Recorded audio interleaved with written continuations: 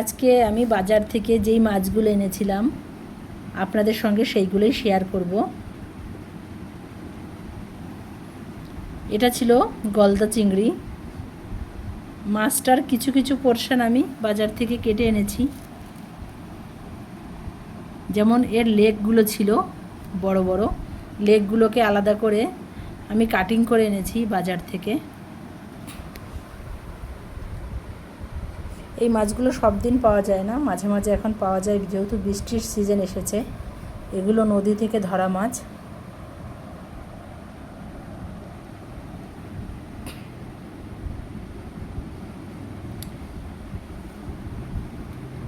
আর এখানে আছে এই মাছের লেগ পিসগুলো।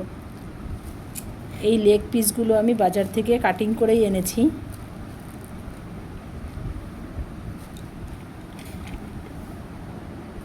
এইগুলো আমি বাজার থেকে কাটিং করে এনেছি।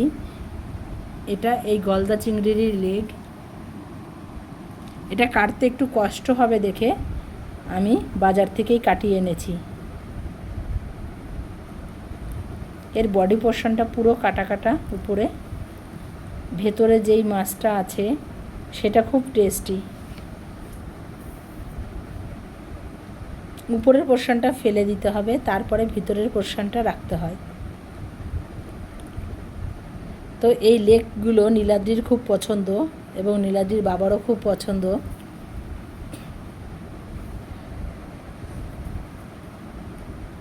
আমাদের মাছওয়ালা ভাইয়া খুব সুন্দর করে মাছটার লেগ পিসগুলো কাটিং করে দিয়েছে।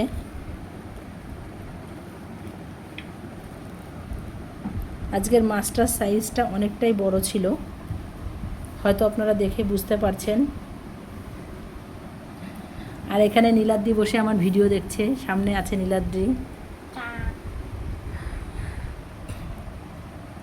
আর এখানে যে মাছটা আনা হয়েছে সেটা হলো, এখানে আছে, এটা হলো বাম মাছ। এটা নদীর ছোট বাম কিংবা তারা বাম বলে থাকেন কেউ কেউ হয়তো। আর যেটা আছে সেটা হলো ফ্রেশ মরলা মাছ।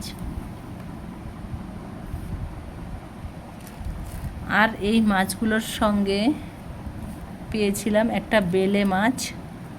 এই যে এই বেলে মাছটা একটাই পেয়েছিলাম। আর পেয়েছিলাম একটা ট্যাংরা মাছ। আর এই যে মরলা মাছগুলো আপনাদের সঙ্গে শেয়ার করছি। অবশ্যই জানাবেন মাছগুলো কীরকম। আমার কাছে পছন্দের মাছ।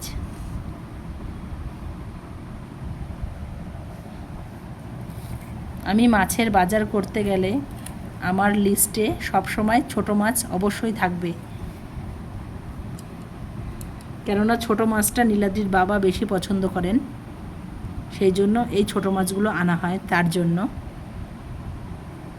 আর চিংড়ি মাছটা আমরা সবাই পছন্দ করি, সেই জন্যই চিংড়ি মাছটা।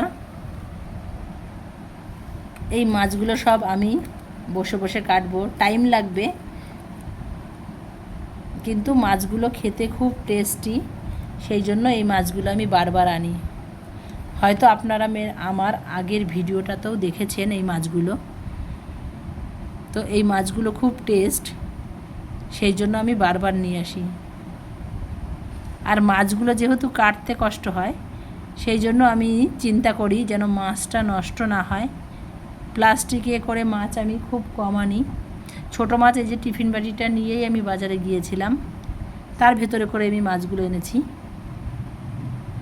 আর চিংড়ি মাছের জন্য টিফিন বাটিটা কম পড়েছিল, সেই জন্য আমি একটা প্যাকেটে জাস্ট এনেছিলাম, যেহেতু এই মাছটা তাড়াতাড়ি নষ্ট হবে না। আর এই লেগ পিসগুলো আর এই ছোটো মাছটা আমি এই টিফিন বাটির ভেতরে করেই এনেছি। তো সেখান থেকেই খুলে ডাইরেক্ট আপনাদের সামনে ভিডিওটা আমি তুলে ধরলাম। অবশ্যই জানাবেন আমি কীরকম মাছ কিনেছি বা আমাদের এখানে কীরকম মাছ পাওয়া যায়, আপনাদের সঙ্গে শেয়ার করলাম। যদি আমার ভিডিওটা আপনাদের ভালো লাগে, লাইক কমেন্ট অবশ্যই করবেন। তো আজ পর্যন্ত আজকের মতো ভিডিওটা এখানেই শেষ করছি।